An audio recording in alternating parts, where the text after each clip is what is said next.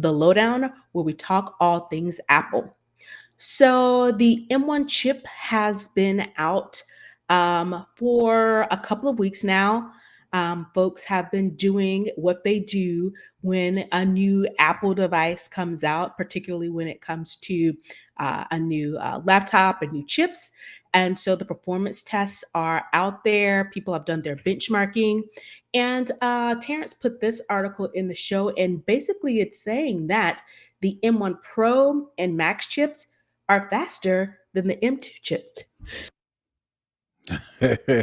Bless you. Thank Yeah. you. So the reason why I put this story out there is because people have asked me directly, hey, they announced those new MacBook Pro and the MacBook Air at the WWDC keynote. Should I wait for those? Should I consider getting one of those? Or should I look at the last year's M1 Pro and M1 Pro Max MacBook Pros that are 14-inch and 16-inch? Because there are a lot of people who maybe want that larger screen, but they want to make sure that they're getting the best possible device. Well, since they just came out with a new device, you could make the argument that that is the better device, right? But the reason why I put the story out there that even though the MacBook Pro and the MacBook Air that just announced and is probably available now, even though that has the newer M2 chip with all the faster this and the extra this and the extra that, you still may want to consider the last year's models because the processors that are in those are just as good. And in the case of this story, maybe a little bit better based on some of the benchmarks. Again, I'm not a big specs person, but it looks like um, the M2 has a CPU performance versus power of 18% boost from the M1 chip, but that's just the M1 chip. The Right. M2, M1 Pro, and M1 Pro Max, those still have the better is 41% faster performance over the M2 processor. So again, all that to say, you may want to keep considering those last year's models, even though they're last year, they still have if the equal, if not better, overall power. And you may, price, comparison speaking, the 13-inch models are going to be cheaper than a 14-inch or a 16-inch. But Yeah. comparatively speaking, if they come out with a 14 and a 16-inch M2, whatever the case may be, you may save you some money and have a device now versus waiting until the 14 or 16-inch come out later in the fall. Yeah, and the graphics that Apple presented could be a little biased and misconstrued. While they are accurate, they did show the 18% performance boost. They only indicated the M1, not the M1 Max or Mm-hmm. the M1 Pro. They did Right. a one-to-one comparison of the M1 and the M2. And if you notice, it honestly, when I was reading the articles from Culture Mac, it made sense because the M2 chip, as it is now, is on the Air and it's on the 13-inch MacBook Pro.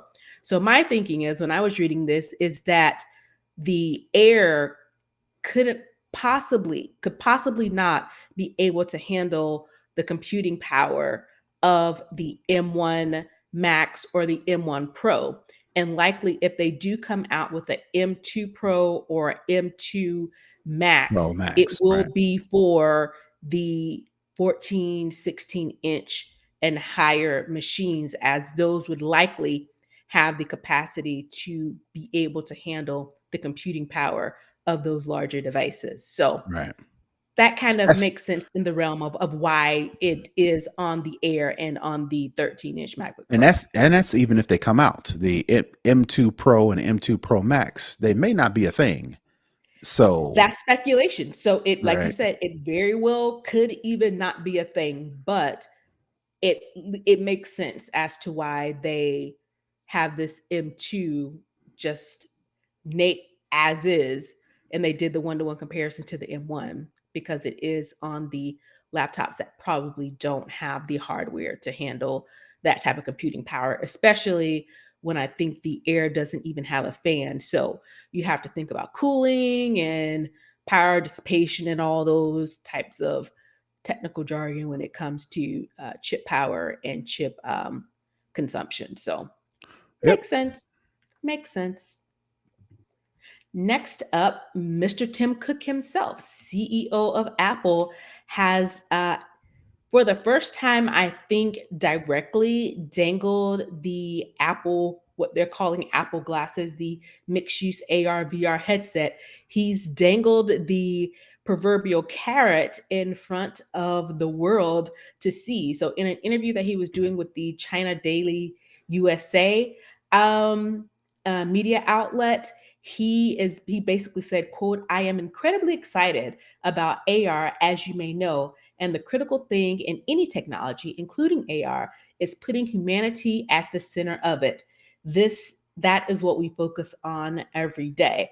So this is leading people to believe that the mixed use headset is coming down the pipeline. Many people thought, at least at WWDC, that we would see the software component of that being Reality OS, which has been dubbed. We don't know if that's what it's called. That's what people are calling it. And people were expecting to see that, but we didn't see anything related to the headset software or hardware. And now he's coming out and dangling these little I nuggets ain't say nothing. to get people get excited about He, it. he said a whole lot of nothing. He said all you're supposed to get out of that statement was Tim Cook likes AR. That's just like me saying I like to fly, but that don't mean you can say, "Oh, Terrance likes to jump off cliffs." No, I just like to fly. That Tim Cook likes AR. That doesn't necessarily mean he's going to now force all of Apple to create this AR VR headset. Now, he did say in a later quote, and it's in quotes, sort of stay tuned and you will see what we have to offer. I think that last bit is what really got people thinking maybe we'll see something in September. I personally think there's something in the pipeline that was part of my predictions, and I'm holding fast to that because I want that win. But I also think this is a completely new piece of hardware. Again, we are still in a pandemic.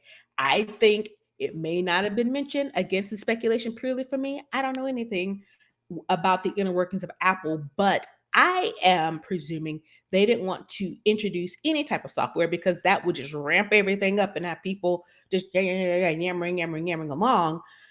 But I think because of supply chain issues, I'm thinking they're maybe hedging their bets to say, let's just wait and see if we can get all the parts in and get these headsets built out and ready to feasibly ship in a reasonable amount of time before we say anything at all about them. And I think this is, to me, is a little crack in the armor that things may be progressing more on the positive trend than what they may have originally anticipated when they were putting together the keynote for WWDC. Yeah, sure. I mean, it was safe to say, it's safe to say that Apple was eventually going to get into virtual reality. They're already kind of sort of playing in augmented reality with some of the tricks that they do with the devices that can support it now. I Mhm. mean, it's not heavy, it's very okay, well, let's kind of see what we can do with the devices that's already out there Right. before we actually put all this R&D and development and manufacturing behind a whole product based solely on that technology, because you've got Oculus out there, which is owned by Meta, Meta. which, right. But I mean, are people really like using these things? You see the Instagram and you see the TikToks where people busting their ass on these things, but like, and you It's hear, very disorienting. I have right, one. It is very disorienting when you go into the world and you can't uh-huh, just take them off when you're done. You have to like slowly exit because right, it really just takes it's spatial technology. hmm, So you have to put your boundaries around the area where you can where you're in the virtual world and when you're out of the Mhm. virtual world in your home. And so it's very disorienting, going in and out of that space. So Right. But even with that, I mean, how often, we'll ask you since you have one. I mean, do you see yourself using this thing every day as it is right now? as it is right now, me personally, no. But I have nephews that Mhm. have them, and they Okay. play that thing every single Okay. day. Okay. So Every again, It's not a day that they don't end. You know, it's not about let me take your phone or that type of thing. It's let me take your Oculus, and right. then they snap to in line because they are on those things every day.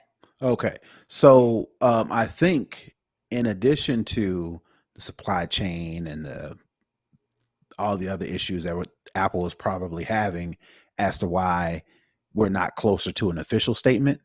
It could just also be that the support, they want to make sure the support is in the right place, Yeah. i.e., they want developers, they want businesses, they want corporations, they want these people bought into the environment so you don't get people like me saying, I'm not spending three, four, $500 for a headset that I can maybe use once every so often, right? They want to they want to learn from the mistakes. Even though the iPhone 4 was an amazing hit, if you remember when the iPhone 4 came out, nobody was developing nothing for, well, not the iPhone 4, iPhone 3G. No apps. You could barely get on the website. It's All you pretty could much you do, on the phone, call and right, text, right, taking a and maybe picture or two. taking pictures, making phone calls, sending text messages. Eventually, you got the App Store and all the millions of billions of developers and all the money being pumped in. So I'm pretty sure to take that to the AR VR headset argument. I'm pretty sure they want to make sure that when they launch the Apple glasses or whatever they call it, it's going to be more, you'll be able to use it more Right. versus getting it and then kind of stay tuned for this and stay tuned for that. And eventually you'll be able to do this. You're going to be able to say, all right, for $500, I'm just guessing, that's just an arbitrary number, buy this headset and you'll have access to all these things. And they want to make sure Right. all And those I things are think there. Yeah, and I think the use case that they've seen from Meta with Oculus is pretty much for gaming. I think from the Apple's perspective, they want their mixed use headset to be more than just for gaming because you Hmm. can only get a smaller population of people who are going to use that for gaming. I'm Hmm. thinking they want experiences, i.e., games, concerts, plays. I think they want to be able to Football expand. games, basketball Right, games, yeah, right. yeah, And so concerts, they have to make events, sure they award have shows, yeah, they have to right? make sure they have buy-ins from the media companies, from the movie, Entertainment, yeah, all of these people, sports. they have to have buy-ins for them for their websites or their apps to be able to integrate and work with their headset. So I personally think that's probably one of the bigger blockers other than just, the hardware itself. Apple knows how to build software. Apple knows how to build hardware. Is making sure that the product that they're going to deliver is going to be marketable to a larger consumer base. Right. So that wraps up Tim Cook's thoughts on AR VR. I included this particular story in the notes because I know how annoying it is when you're trying to log into something and the captcha comes up and you're like sweating bullets trying to figure out, does this lane of the crosswalk, is that in Mhm. there or not? And Right. it's just like, oh God, and it's like, no, that's wrong. And you have to go and select a whole new set of videos.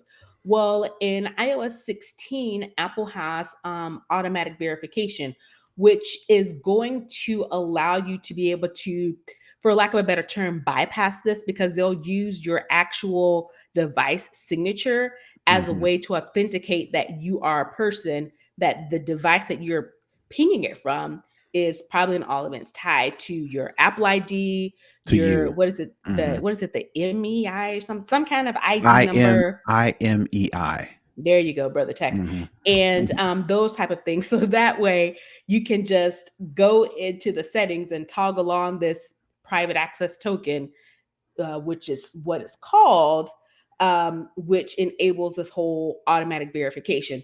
Now, the Hmm. issue with this particular thing is, again, Apple has to have buy in from web developers, from app developers to Hmm. be able to build this technology into their websites and their apps so it'll even work. So it Apple can put this in there, turn this on, but if the other side of the equation isn't able to receive this information, then it's pretty much pointless. So that's one Yeah. of the biggest, I Yeah. think, things Yeah. that's kind of blocking this. Right. No, I won't say the blocking, but is a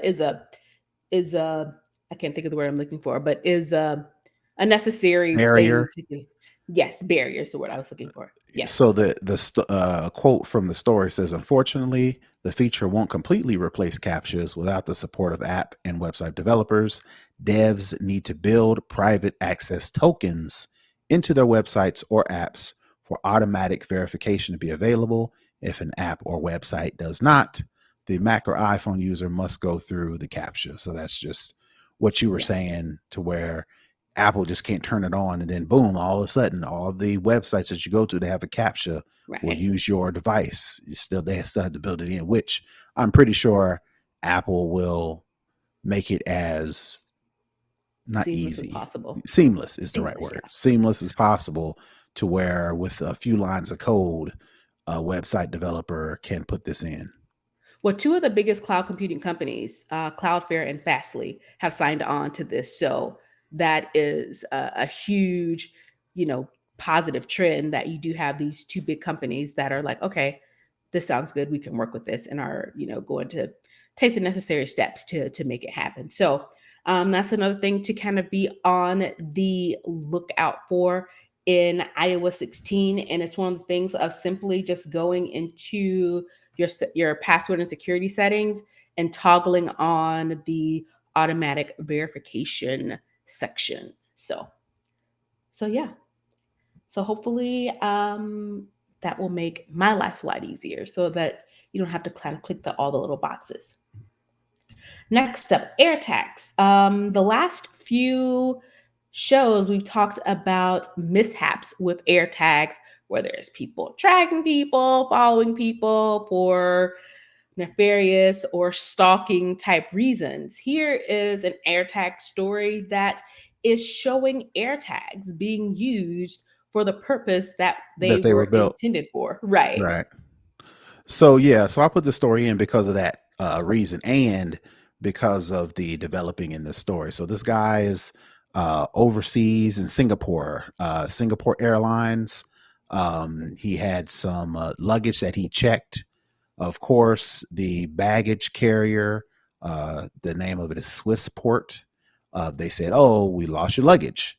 He's trying to call back 3 or 4 or 5 days. He hasn't gotten in any contact with anybody. According to the story, he has some $4,500 worth of cycling equipment. So obviously, he wanted it back. He wanted to So stop. he's right. So he's been bugging the baggage carrier, the number that they said, call this number. Nobody's called him back. He's left messages. Finally, he just gave up. Opened up his AirTag, his Find My, used his AirTag that he put with the luggage, and was able to track it to the airport. That, according to them, they said they couldn't find it. So it's the reason why I put this story in here was because I got the impression that, one, they didn't care Nope. enough to even look, because he opened up his phone, used the Find My, select his AirTag, took him to the building or office at the airport where it was. They gladly let him in, and he actually used his AirTag or Find My to actually walk up to his luggage to where he found the equipment. And according to the story, he said it looks like they just threw his bags in there, and nobody ever goes in there anymore, because there was hundreds of bags just sitting in this area. So one, it leads me to believe they really didn't care about finding his luggage. And two, they probably throw that stuff back there on purpose, in the hopes that people will Nobody just shows give up. up, and they'll just use collect the insurance, call in, whatever the case may be, get some money, get some recoup something back, and then go about their business. And then they probably sell that luggage to somebody, and then they either turn around and flip it or whatever the case may be. So it just so happened that this guy was like, all right, I'm gonna go find my stuff. And they was like, sure, yeah. You're one of the few people who have That'll ever actually show up. that went this far to actually get your stuff back. So that was one of the reasons why I put this in there, because a good reason to use AirTags is for check luggage when you're flying, for peace of mind that you know it's with you, and two, if you lose it, you can you can try to locate it. Of course, AirTags works off of pinging other devices, and it ain't foolproof. But if you have that, It'll get you in the general vicinity of and if where you it is, up into a few meters, I think. especially if you ain't if you ain't trusting the airline, the baggage company, which in his case he had every reason not to, because like I said, a sea of luggage. So they just threw that stuff in there, and just if they come get it, they come get it. If they don't, they don't. And To not call me, and yeah, not call and say, where's my luggage? Go up there and yeah. say, hey, my luggage is in there. Let me in this room so I can find my luggage. To me, it seemed as if, again, he had $4,500 worth of cycling equipment. And the article says it was slung in the corner of a general office. To Mm-hmm. me, it said someone was like, oh, this is expensive. Because if you think of cycling equipment, it's not Mm-hmm. small, it's Right. obvious what it is. To Right. me, someone was either into cycling and know what the gold mine that they had, or looked it up and was like, oh, this is expensive. Let me try and keep Mm-hmm. this. To me, Mm-hmm. it seemed as if someone had kind of just put this over to the side to Mm-hmm. come back for it at a later date. But this guy is an IT professional and an avid cyclist. He has a YouTube channel that reviews cycle accessories, technology based. It says GPS navigation and trackers or some things. He actually did a review of the AirTags and said it was, quote, the best bicycle tracker. So he knew Mm-hmm. what he had. And again, Right. being an IT professional, he knew what to look for. And again, $4,500 with equipment, he's like, let me go and get my stuff because it's obviously there because I'm seeing it on my phone. So let me roll down to the Mm-hmm. Swissport and pick that up. Right. Right. Again, And and a prime example of AirTags being used for what AirTags are supposed to be used for. right. And the fact that they let him in, because if you read the story, we'll make sure to put it in the show notes. He went to the office. They let him back there where the Mhm. luggage is. I've lost luggage before, and they make you stand out in And wait the until customer they service until mhm, they go back there and find your luggage. They let him in there. That led me to believe that they was like, look, we're gonna put this they luggage already back know. here. We're gonna just throw it back here, and whoever comes and get it, we ain't tripping. Just come find it. If you don't come and find it, your loss, our gain. Gold mine for us. Right.